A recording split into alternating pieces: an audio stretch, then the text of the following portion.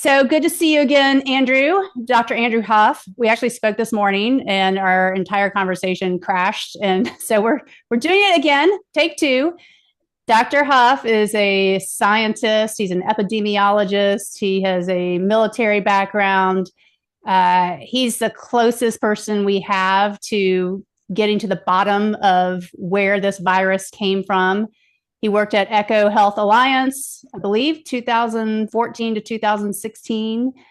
And you recently had a interview with Tucker last Monday, where you shared your shocking story. I mean, you became a whistleblower, and then they targeted you. And I want to just follow up on that interview with Tucker and maybe dive into some things a little bit more deeply. So my theory with this virus, I believe it was a weapon. I don't believe it was an accident of nature, and I believe it was intentionally released. And I believe that the CIA was involved in this and are now involved in a cover up. The CIA cozied up to China to get their biotech secrets, in the guise of scientific cooperation. But really, they're in there to try to get, the data from the enemy, and in doing that, they created a gigantic mess and now are involved in a cover up. So I want your take on that. Well, I think you hit all the key points. The interesting aspect is that the intelligence community has been involved in this bioweapons sphere for a number of years. There was something called Operation Paperclip, where they actually brought in a number of Nazi scientists in the United States to continue the U.S. bioweapons program. And that's when a lot of this cloak and dagger bioweapons and dual use technology and countermeasure, aka vaccine or drug therapeutic technology development, really takes off throughout the Cold War. And then that progresses to current day. When I say current day, the last 2 decades, where this technology has really taken off. The interesting aspect of this is, I guess we still don't know whether or not this was intentional or an accidental release. All the evidence seems to point to a accidental release in the Wuhan Institute of Virology bioweapons lab. Now, there's been so many psychological operations and misinformation campaigns. I wouldn't put it past the intelligence community to actually have seeded that information with China out to the public, to people like me that would pick it up and analyze it and say, well, this is really where the source of the outbreak is, because there's actually a classic epidemiologic method or study type design that tells you conclusively where an outbreak began. And so, where's the index case? That's the first case. That's what we're always looking for. And the way that you do this is you typically go and look at the historical record of blood donation samples. So this would be samples that were donated or through the sorry, my coffee hasn't totally hit me. It's the evening. It's blood donation samples, blood bank donation samples. So these contain a historical record, because people are always donating blood on a continuous basis. So basically, you would go collect a bunch of samples from these blood donations, and you analyze them to see whether or not they had SARS-CoV-2 in it. And then after doing that and going through that process, you would know, you'd have a rough idea where and when this disease emerged, at least in the United States. And you can then take it one step further. You can then analyze the genetics of the agent itself and look and see how it evolved over time, because it's a rapidly evolving disease. That tells you more about how the pathogen spread. So it begs the question, if I know this method, and this is a classic method that we've used on pretty much every other large epidemic in modern history, why haven't we done that now? Well, we haven't done it because they created the virus. That's my theory. Does that sound correct? Well, maybe. See, there's a different angle or different way to look at this. Is that this isn't the first lab escape, if that's the case, that's caused a pandemic. Flu escaped out of a Russian laboratory in the late 70s and went pandemic, and they didn't really make a big deal out of it. There was no psychological operation, and everyone was trying to figure out where it came from. And now it looks like it leaked out of this laboratory due to research that they were doing in potentially on bioweapons in that lab. So, wait, was that? Wait, hold on. I had the Russian flu. When was that? In the 70s? Yeah, I'm a little rusty on that. I should know this specifically. I think it was like 77 or Yeah, I 78. remember Yeah. that actually. I got really sick as Yes. a kid. Sorry. Okay, so It, did they? How did they confirm that that was a lab leak? well, they didn't initially, and they didn't make a huge deal out of it. I mean, it was a sort of a terrible disease that swept across the planet quickly, and I think people in the biodefense community, and I wasn't even born yet, so I'm 43, Mhm. but looking at the literature and the textbooks and other experts that trained me, if you start to follow the source and where they're working on this agent, it traces back to this lab, and they didn't wage some huge psychological operation for a lab leak. In fact, a lot of the laboratories in the United States that are conducting gain of function work have had leaks before, in terms of a laboratory worker becomes infected at work and then they go into the community, and the case gets detected at a local healthcare provider. Because most of the times when they have one of these high risk laboratories in the community, they sort of put the healthcare workers on alert that they might need to look for unique things coming in from people who work at that lab. So they usually ask that question, or they're supposed to have that question: do you work at a lab, and which lab do you work at? And then that is hopefully supposed to set off the alarms at the local healthcare providers.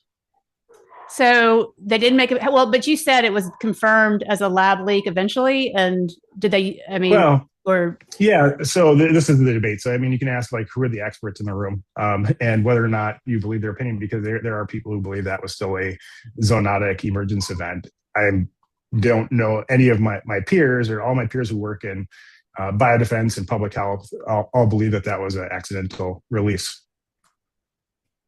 okay. So, but this, I mean, why is this situation different then? I mean, why? I mean, it's vastly different. And and also, like, why is the CIA reached out to Peter Daszak, right?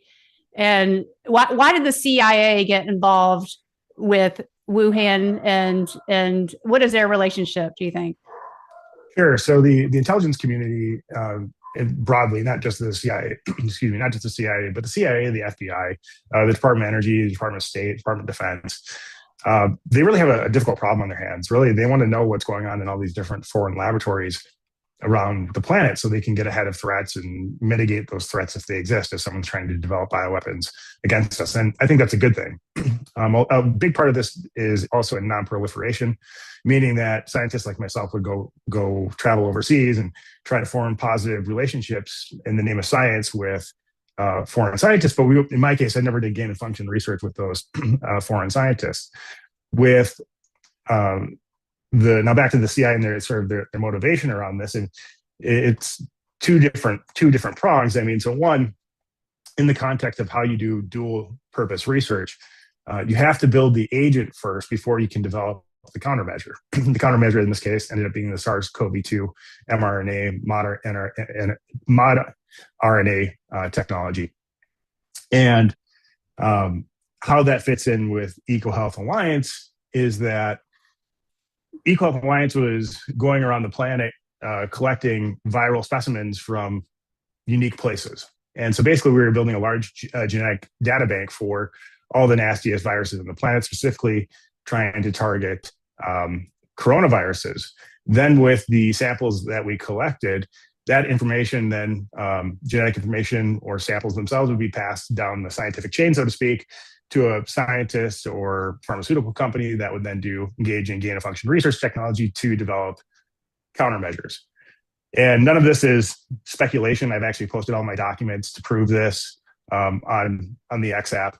If you go search my history feed, I reposted it on the Tucker Carlson feed near the top. I think that click here to take a look at all my documents. We actually gave a investment pitch to a company called In-Q-Tel, and many people have not heard of In-Q-Tel. In-Q-Tel is the CIA's venture capital firm. It's a government entity, but works very closely with the private venture capital and tech space and biotech space to develop interesting new technologies which serve a specific purpose for the US government. In our previous take one of this interview this morning, I started walking through the process of how this works. But typically, to get money from In-Q-Tel, you identify a need or a product that the government has. The government agency, like Department of Defense or HHS, will then give you a letter saying, if you can develop and deliver X quantity of this product or service, we will buy it. Then you take that letter over to In-Q-Tel. In-Q-Tel says this is great. And then they work with their network of private sector investors along with the government to get the company seed funded up and producing the technology and scaling it. And then once complete, then you sell it back to the government. It's actually if you're an entrepreneur, it's a pretty sweet deal because you have a guaranteed customer to already buy your product, and then it sets up the investment money. So it becomes very difficult for the entrepreneur in the business to fail. So if you look at In-Q-Tel and who they've invested into, one of the biggest companies they invested into was Moderna. And so Moderna has been making all this mRNA technology for years. And then if you look through the spider web of companies making the precursors and other technologies, it begins to be this very incestuous mix of people between the so-called revolving door in bioweapons, pharmaceutical, biodefense, public health. You see a lot of movement between the Department of Defense, the White House Office for Science and Technology Policy, the CIA itself, In-Q-Tel, FDA, DoD, if I didn't name them, and then over to the pharmaceutical space and these startups. So if you were to look at the sort of like the network analysis of the individuals involved, you'll see a lot of names that you're probably familiar with, and then you can see how they've moved through these different companies. And I actually, if when the audience watches this, you can go look at my feed. I actually posted several different diagrams from a journalist named Destiny, who's been excellent at investigating this on her own with no inside knowledge. And she's created some diagrams to show you exactly how people move around, how the money flows. So this is not secret, but very, what's a good way of characterizing this? It's not secret, but it's very well known, I guess, in the entrepreneurial venture capital world. Yeah, and it's daunting trying to untangle it all.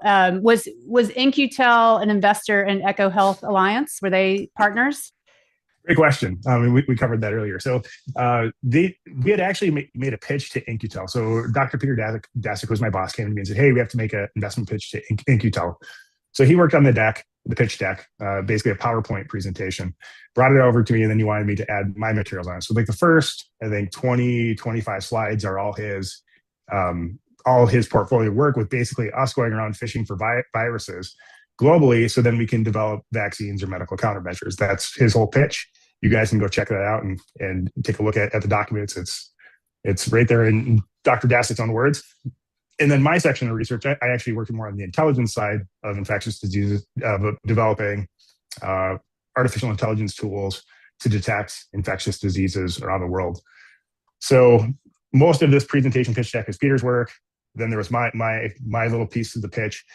Peter actually went, I think, to In-Q-Tel to make the presentation, or somewhere in Washington, D.C. I didn't go to make the presentation. To my knowledge, we did not receive investment from In-Q-Tel. Sometimes they do secretive, kind of quiet investments. I don't know if that happened after I left. It's possible. The interesting thing is that In-Q-Tel did invest in one of our partner companies named Metabiota. So Metabiota was run by Dr. Nathan Wolf. He's since went somewhere else, I believe. And the interesting thing about Metabiota is that it was invested into by a company by the name of Rosemont Seneca, which was Hunter Biden's venture capital firm. So if you take a look at all the different entities and people involved, it's very much a group of I don't want to say elite, but very closely social networked individuals revolving around venture capital, technology, and the government. I believe on Tucker, you said that the mRNA platform will not survive.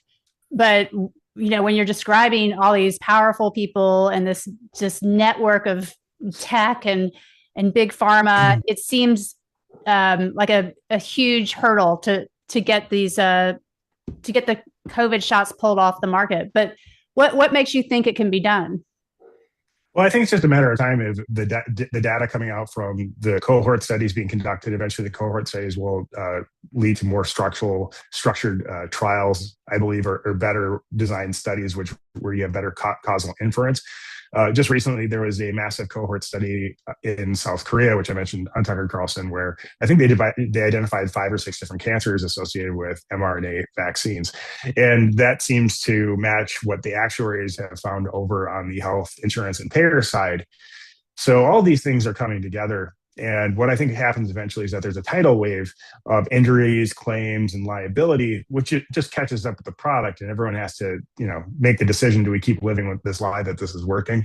I mean, at least specifically for the SARS-CoV-2 vaccine, it's not safe. There's acute injuries and there's long-term chronic injuries from it, and it's definitely not effective. And the risk of the disease now today is not as severe as it was when it first emerged, because I believe it evolved to be less severe over time, which usually is what infectious diseases do according to viral evolution theory.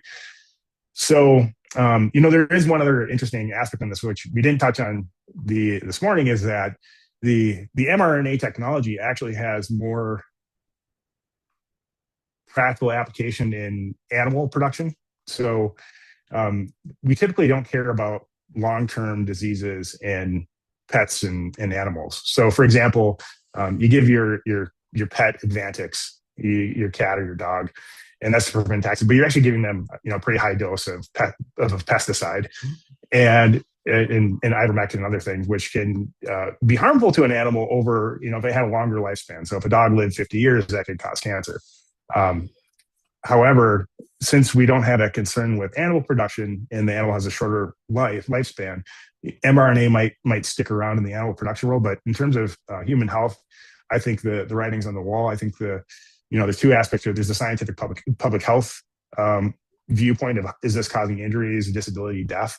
And then there's also the public perception. Will the companies be able to market this? And if people are scared of it, they think it doesn't work, they're not going to take it. And I think we're already at that point.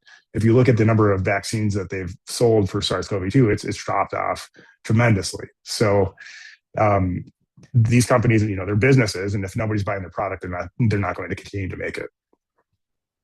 And do you think when they released these products, they understood the risk? I mean, or do you think it was they were naive about the risk? Or do you think it was, we have to do it anyway, despite all the risk? That's a good question. So I think there's a couple different things going on. So I think they saw a huge opportunity, and it looked very lucrative to the companies involved. So from their perspective, they didn't have any liability. They're immune from being sued from putting on a potentially dangerous project. They had the U.S. government and global governments on the planet begging for the product. If you follow the whistleblower Brooke Jackson and her work, it appears that they went so far to just force the companies, the CROs that were doing the clinical trial and toxicology work, to either hide or fabricate or alter results to have the appearance that it was working properly. And there's all sorts of tons of ethical issues with that. But I mean, if you were the pharmaceutical company, this was a win-win situation. You just had to get your product out as fast as possible. And that's what they did. So, I don't know what that means in terms of their ability to survive or future liability and what kind of regulations or policies come. But, I suspect that the U.S. population at least won't allow this to go on forever. Do you think Trump made a backroom deal with Pfizer like 2 weeks ago when he brought him into the Oval Office? I mean, that's what it looks like to me. Whether that's what occurred or not, I mean, the perception is, to me, that they had all these vaccine injury claims pending. There's this whole COVID origin debacle, which still hasn't been fully resolved. And then President Trump has AstraZeneca and Pfizer in within a week, I think, at the White House, and makes deals so that they can get a lower prescription drug prices. And my major criticism of that is that $70 billion is not nearly enough to cover the cost of the injuries. And if we're giving them more money to invest into things like our mRNA technology, I mean, it's sort of not a great deal. I think the U.S. government spent a total of about $6 billion on actual SARS-CoV-2 vaccines But unfortunately, the amount of injuries and disability and death probably far outweigh that. So I actually went and analyzed the number of veterans or service members who were likely discharged due to vaccine injury, and then we're going to be placed on veterans disability at a rate of 100%, which is about $4,500 a month, I believe. And when you then model that out over the course of their life, the U.S. government's going to pay out probably $1 trillion over the lifetime of this population of vaccine injured veterans. So it's a tremendous amount of money. And that's not even for treating their conditions either. That's just the disability payments. Now, if you take a look at the U.S. population, we're going to have similar kind of costs over there. So this is costing us more money over time. Like I said, it's only a matter of time before the actuaries and insurance providers, their financial backers, and the government all figures out that this is a problem. Yeah, I worry it's really going to impact the human race. We talked about this morning, that just the disability, the impact on fertility, the increased mortality. But let's pivot, because I brought you on here actually to talk more about food. And you had there's a little tie-in here, because you were targeted by, you were stolen. You had documents stolen from your house by a naval, well, we think from a naval intelligence officer, Mike Bennett, over, and he thought he was getting the missing link, the missing COVID sequences, the data that would finally confirm or whether or not this was a lab leak or this was just a natural evolution of the virus. Can you tell us what happened there? Sure. So one of the things I discussed in the Tucker Carlson interview is that I had had a conversation with a reporter by the name of Miranda Devine. We had a great conversation. I believe that conversation was eavesdropped upon by the government. I was probably already under surveillance because I was the only person talking publicly who was connected to this whole thing. Shortly after that, a man came into my life. He actually approached my company, my chief revenue officer, head of sales, and they were working on something called a co-sell agreement to sell the product. He was going to sell our company's product for us. And to close that deal, he requested of the CRO that he speak with me, and I'm the CEO, which is very common in sort of that world. He wants to get to know me, and I have to help close the sale. So when we get on the phone and we start talking, he immediately pivots the conversation to eCohealth Alliance. He knows all of the key players. He knows the research we're doing, who is working on different aspects of the company. And I immediately peg him as a CIA operative. I even told him on the phone, I'm like, you're a CIA agent. Because we had spoken on the phone at this point for an hour and a half, and he's going through everything related to the gain of function work. Even after telling him that he was a CIA agent, I decided to continue to speak with him because I was actually collecting intelligence on him, trying to figure out who the heck he was. I have his IP address. I have his phone number. And so the conversation continues. And one of the things that, I'm going to close my email here, so I'm getting dinging. One of the things that was a big issue at the time was that in among the scientists, they're all talking about the missing link for SARS-CoV-2 because they were looking at all these different variations of SARS coronaviruses that were being manipulated in the laboratory. And there was no common progenitor between SARS-CoV-2, the wild virus, and these other agents that they had developed. And what that means is there was no missing link in terms of a virus between the other two, between the different agents. There were some close relatives, but not the exact missing sequence. So I had this question in my head, and this idea. I was going to tell him, and I did tell him, that I had a copy of the missing sequence data on a hard drive that was locked in a safe. And the reason why I told him that was a couple different reasons. One, I wanted to see whether or not someone tried to get in the house to get that information out of the safe. And if someone did try to do that, it would confirm a couple different things. One, someone at eCohealth Alliance likely had the missing sequence data because I would have had access to it. The other thing that could potentially confirm is someone within my classified compartment, where I worked in the government, could have had access to the missing sequence. So after I tell this Bennett character that I had the missing sequence data, the hard drive goes missing from a locked safe in my house within a day or two. And so I called and reported this to the Marquette County Sheriff's Department, the Michigan State Police, and a number of different federal agencies, because what they actually stole was a Department of Homeland Security food and agriculture target list. And I know that might sound like a tangent, but so when I was a PhD student, I worked in the Department of Homeland Security Center of Excellence, and I'm actually a subject matter expert on how to use the U.S. food system or global food system as a delivery vehicle for weapons of mass destruction. So part of my dissertation research and late continuing research sort of throughout my career is we went around and we analyzed and collected all the data for all the different food facilities in the United States. There's actually about 2 to 3 million food facilities in the U.S. that engage in processing, manufacturing, packaging, repackaging, shipping, and distribution of food, for everything from liquid milk to all the ingredients in the hamburger. So we had all these data about all these different facilities on one hard drive. And for each facility, we went and analyzed, we did what's called like a red team assessment. So if we were going to attack this facility, how would we do that? And could we weaponize this food facility by taking like a batch mix process and adding a poison, a bacteria, a virus, a toxin to it to ship that poison out in something like liquid milk, for example, to see whether or not we would kill a bunch of kids in elementary school. And we were doing this with the intent of, by identifying the vulnerabilities, then we could go back and mitigate the risks. And the US government then would give grant money at that time to the states and to the infrastructure that we're analyzing to mitigate threats. So this is typical national security risk management framework. Well, on the specific data set, it had everything from intentional contamination scenarios to destruction scenarios, including arson.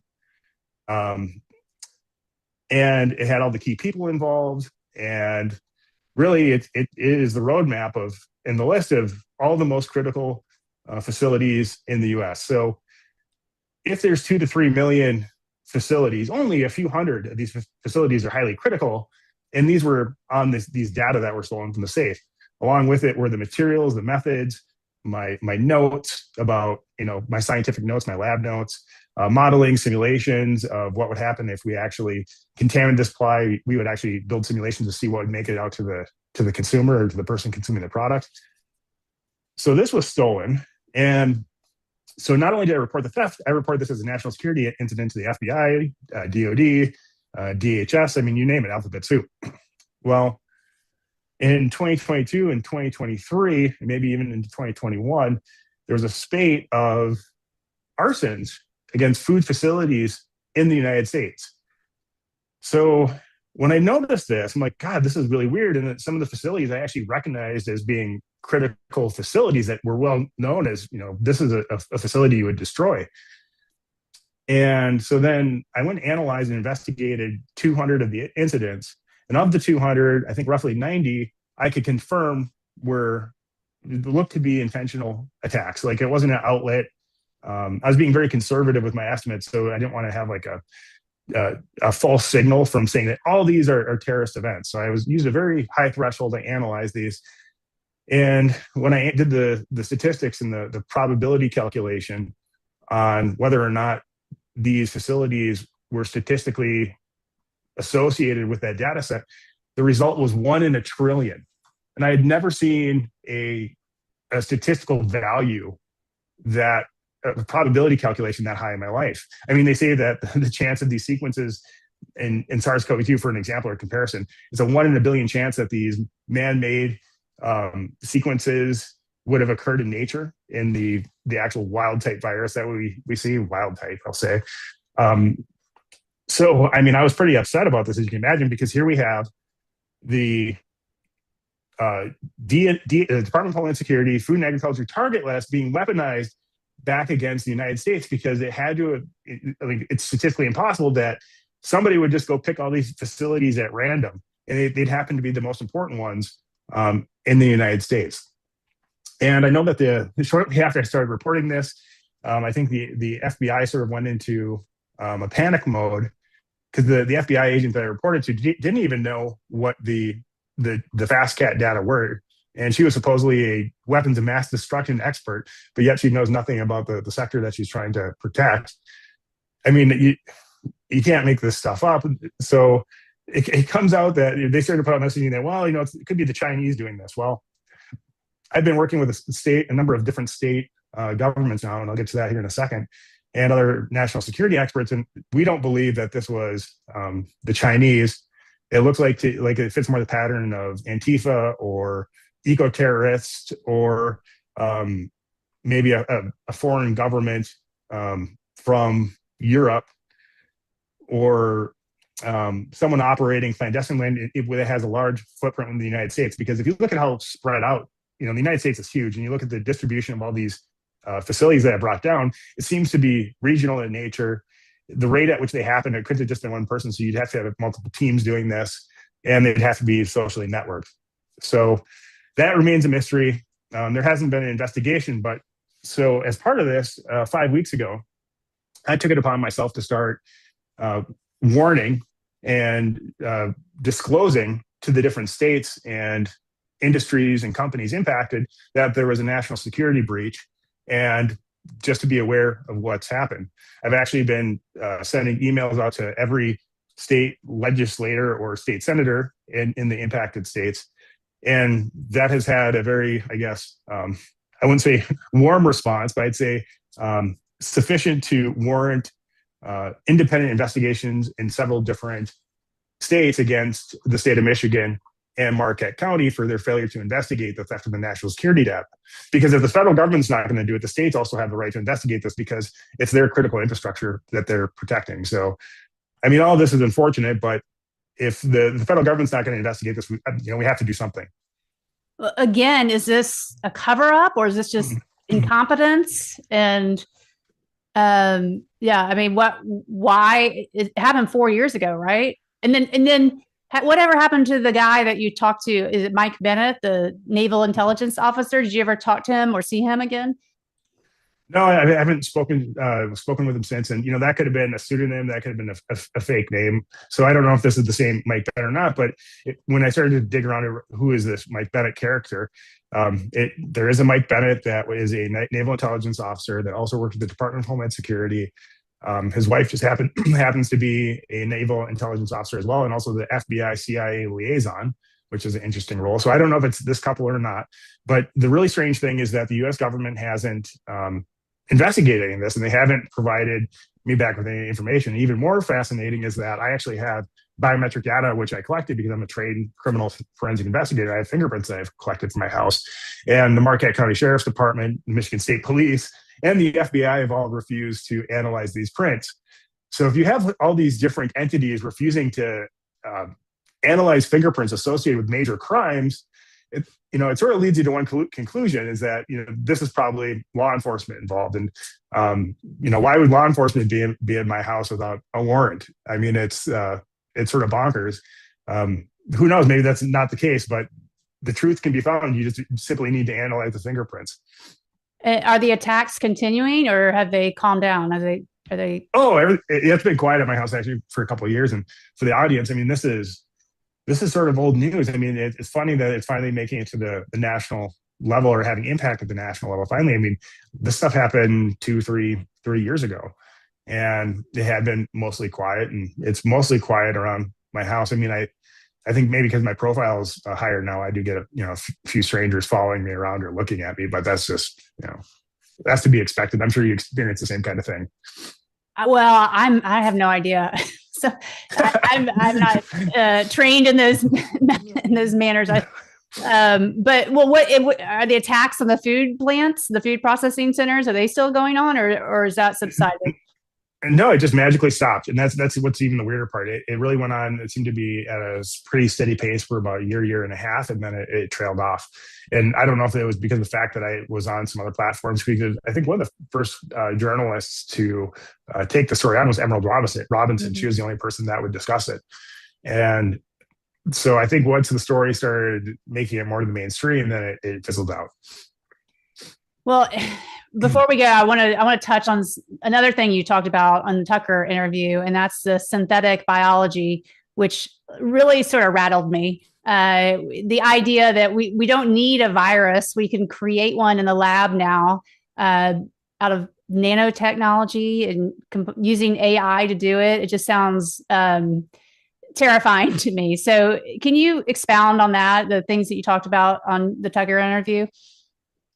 Sure. So machine learning and AI, and I don't like to call it AI because it's really not general intelligence, but everyone calls it AI now. But so, for lack of a better term, AI is being used to construct different molecular sequences and also genetic sequences. And they've used this now for the rapid coding and prototyping of the mRNA platform, for example. Just staying within that line of technological development, they're to the point where you can actually have synthetic clones of viruses. And that we're already to that point. The interesting, and when I say synthetic clones, it's basically you're taking the recipe for something that already exists and just constructing it out of the same type of material. So it's not really that advanced. Now, the synthetic biology component gets to be a little messy because there's what's real, what's sci-fi, and what's possible in the near future. And you don't want to be framed as a quack from going too far into the sci-fi realm. So there's a lot of debate about what we should call these synthetic beings. You can call them synthetic entities. They're not at the point yet where they're self-replicating, and that's going to be the next challenge. And once that challenge is tackled or surmounted, we'll be able to we'll be in the next phase is where these things can replicate on their own. So we're at the point where these synthetic units can be created. There's three primary, I think, or three different possible ways that. Let me make sure I get this right. There's three different base technologies and approaches to this. So one, you could have a life mimicry concept. So that'd be a carbon-based chemical reaction type unit. You could have a silicone-based unit, and within that you could have like a nanobot processing things, and then you have total miniature, like a micro machine, basically creating other little micro machines. And it's hard to determine which one of these is going to be the most successful because they all have different advantages and disadvantages, and these are all different competing technologies, and I think there could even be some convergence right now between them. One of the most interesting aspects is that some of these synthetic units are being used in computing to make sort of like bionic computers using chemical signaling, and that has a ton of application. Wait. So a bionic computer? Yes. Like, what's that mean? I didn't talk about this morning. Like a robot? What is that? So like using a cell-like structure, like a carbon-based cell-like structure to do communication and processing between units. And they're doing it with chemical signaling. So similar to like how a synapse works, right? Mm-hmm. So those things are in development. That was a pretty cool publication that came out, I think, just a week or two ago. I was reading about that. So all this crazy science is going on in quantum and nano. Quantum's not really there yet. The first kind of breakthrough just happened this last week as well. But in terms of this real this nanotechnology and synthetic life, it will have probably many dual use purposes in the future. I can see it being used widely in agriculture. I can see it being used in a whole new area of I guess what I'm trying to think of a good way to characterize this. A new application where you could apply it to equipment, for example. So instead of having a living organism that attacks other life, you could have this quote unquote living entity that attacks or works against some kind of material. So you could have it so it corrodes steel or eats the silicon of another sensor, or you could have it so it repairs the silicon in the sensor.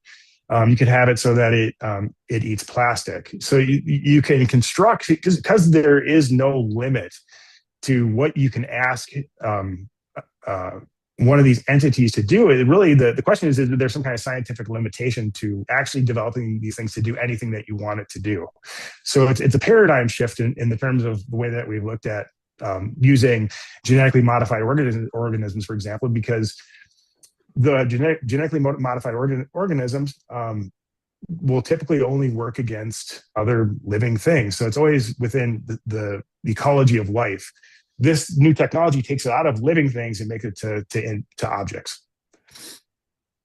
You're not making me feel any better. I mean, if this technology gets in the wrong hands, I mean, no wonder we're trying to cozy up to China, because if our enemies get this, I mean, there's, it's, I'm trying to wrap my head around this, but it just sounds like, the nuclear bomb on steroids. I mean, am I right? Or, give me a worst, Well, give me like a worst case scenario. Give me something, just what could they do with this that would really wreak havoc on us?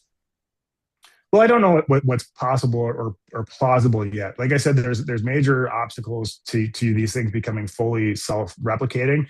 So meaning you can build these individual units, but then to get them to do something, you'd have to build a bunch of them, and then you'd have to either release them, and they'd only survive or last or work as long as their components could survive in the world. Right? They're going to be limited by something how much they could do. And of course, so how you always look at this from like an intelligence perspective is, what are the economics behind this stuff? Like, how much does it cost to manufacture? How much technical expertise do you have to have? Do they have the technical experts in training and education to do this? Additionally, do they have a motive to use this, and how would they use it? What are the technical limitations of the technology itself? So I don't think we're not anywhere close to a doomsday scenario yet with these technologies, because they are major technical roadblocks. Now, who could be working on this?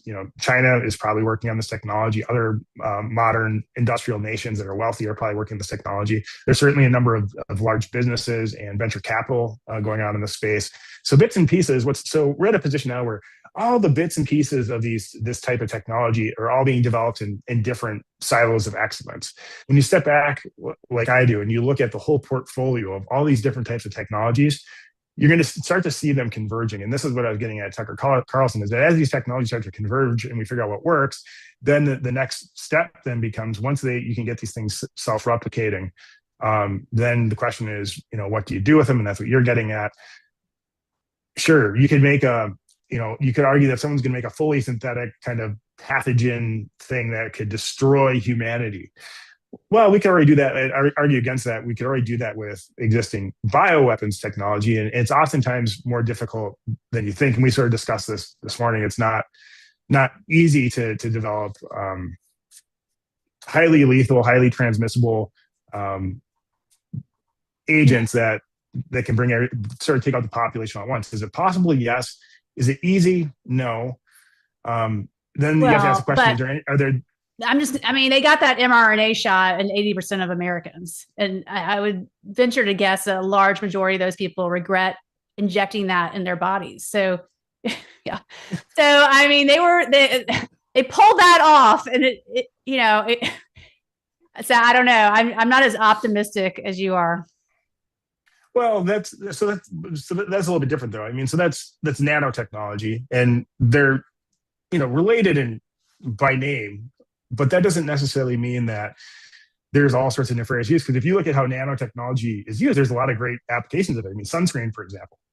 Sunscreen is made with nanotechnology, and it works, and it's highly effective. It's not good for you if you ingest it. You can have some health problems, but if you keep it on your skin, it prevents you from getting sunburned. Nanotechnology is in all sorts of material science applications, paint coatings, screen coatings. I mean, it's really everywhere. There's this whole other division of toxicology and epidemiology that's looking at nano exposure science. There could be other issues associated with this, right? But nanotechnology in general has done a lot of good for humanity already. I'm just envisioning like inhaling nanotechnology into my lungs, and then it seeps into my entire body and takes me down. Is that a legitimate concern? I don't think so, unless you're working in the factory. And that's actually, it's interesting you bring that up. That's how we get some of our rare exposure information. Like if you want to know what happens if you get to some chemical, and if you go look at the agent, the toxicity database that the government maintains, and you look in the reports, oftentimes there's limited tox data. And they had these case reports of people who work in factories where they did that thing. They inhaled a bunch of something, and they're the only person, on the planet where they actually have any evidence or report of what happened to it. So I think the likelihood that you would be in a position where you inhale a bunch of some type of Well, synthetic life nanotechnology is pretty far fetched currently. okay, they take drones full of this nanotechnology and they dump it on people. That's not a possibility. Sure, what's possible, but for what's likely are very two different things. So sure, it's possible. I don't think it's anywhere extremely close to likely. And remember how we started this conversation off. You have to look at how much it costs to make this technology. Um, Well, the the amount of government technical is funding know-how. it. The government will pay for it. Money is no object. Oh, it is. It is. When you work on this kind of research, actually, the money is an object, and you have to. When you work on this kind of high risk research, you have to show results. Otherwise, they're going to cut your funding off. So if you're going around wasting your money trying to dump your new nanotechnology with drones, you're probably not going to make it very far. And even worse, you're probably going to be in a situation where somebody might steal your technology from you to get their hands on it. I mean, that's another thing that happens in this type of space is that you have a lot of other companies trying to create, and governments conducting espionage against your company, trying to get the technology from you so they can see how far along you are, replicate it. I think the first uses of this technology will be in agriculture, because if you look at historically how new biotechnology and what market it hits first, it's typically the animal health world, because it's easier to get things into market. And if we're using these things on plants, I think that there's in the soil, there's probably applications there. Now, once again, that's sort of getting into the sci-fi realm because we're not close to there yet, but we're going to have to be developing surveillance systems for monitoring these new synthetic or units. If it's not quite life yet, we're going to agree to the term units to monitor this technology and detect it when it exists, because we don't want to cause some kind of ecosystem disruption. And these are the classic issues that we always struggle with new technology development and using it to solve problems. Who in the government is making sure all of this is safe? I mean, is there a regulatory agency that's monitoring all this? Well, it depends. So the government's a massive, U.S. government's a massive enterprise. So it depends where it's being created, what the purpose or intent is for its creation. And then on top of it, though, if this technology is being developed in the private sector, they can just develop the technology unless there's some kind of exposure, occupational exposure risk through like OSHA, for example. Mm-hmm. So, I mean, some of this might be lightly regulated because it starts to get in the OSHA category if there's known hazards. And trust me, if you're working in this kind of stuff and you're concerned, you're going to protect yourself, right? I mean, that's usually how this works. So I'd say that the regulation on this is sort of non-existent unless you're doing animal or human subjects research. A lot of this, though, is advanced technology, so it falls under export control. So you're probably being watched by people if you're developing this because they don't want to fall into enemy hands. So with a lot of things in science, it's just not heavily watched, and we still don't have a gain of function ban, right? I mean, like gain of function research is still going on to this day. I don't know whether that will ever happen. And actually, I've changed my perception on whether or not it should even be banned in the first place, because if all of our enemies are engaging in gain of function research internationally, I mean, we should be doing it too. As terrible as that reality is, I'm accepting of it. If you have other people that hate the United States engaging in this work, we better be doing it too. I don't think I'm going to sleep very well tonight. That's just a lot to digest. But thank you so much, Andrew, for coming on, and very interesting information, a lot to chew on. Where can people find you? And are you working on a second book? Oh, I have 2 or 3 other books that are in production, and I keep on sort of changing the theses of those books, unfortunately, as history is evolving around the writing of those. They can find me on X. My handle is AGHUFF, AG Huff. Rumble, I haven't done anything as well, but if you use AG Huff at any of the social media platforms, it's the same handle on all those, and that's where they can find me. All right, great. Well, thanks so much for coming on, especially twice in one day, and look forward to hear. Hopefully, some of these government people will actually respond to your alarm with the food situation. Well, the state folks already have. It's just a matter of the federal government catching up to speed.